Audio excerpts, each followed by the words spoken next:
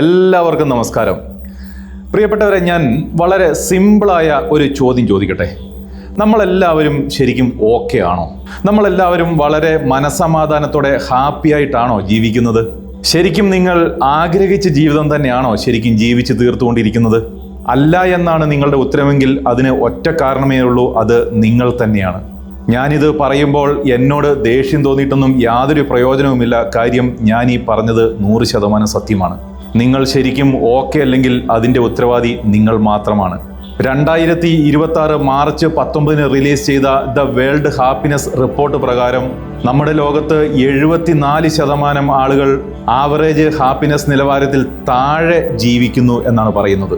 ശ്രദ്ധിക്കണം, ഇതൊരു ആവറേജ് കണക്കാണ്. അതിൽ തന്നെ 61% ആളുകൾ വിവിധ തരത്തിലുള്ള മാനസിക തകർച്ചയിലാണ് ജീവിക്കുന്നത് എന്നുള്ളതാണ്. ഇതൊരു ഗ്ലോബൽ സർവേ റിപ്പോർട്ടാണ്. അതിൽ തന്നെ എന്നെ ഏറെ ആശങ്കപ്പെടുത്തിയ ഒരു കാര്യം എന്താണെന്നറിയാമോ?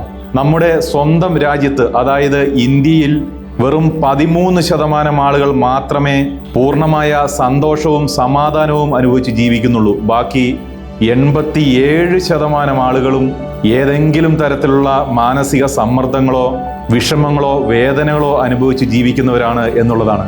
അപ്പോൾ ശരിക്കും ആലോചിച്ച് നോക്കിയാൽ എങ്ങോട്ടാണ് നമ്മുടെ മാനസികാരോഗ്യത്തിൻ്റെ പോക്ക്? നമ്മളിൽ ആരെങ്കിലും ഇക്കാര്യത്തിൽ ബോധവാന്മാരാണോ? ആരെങ്കിലും ഇത് ശ്രദ്ധിക്കാറുണ്ടോ?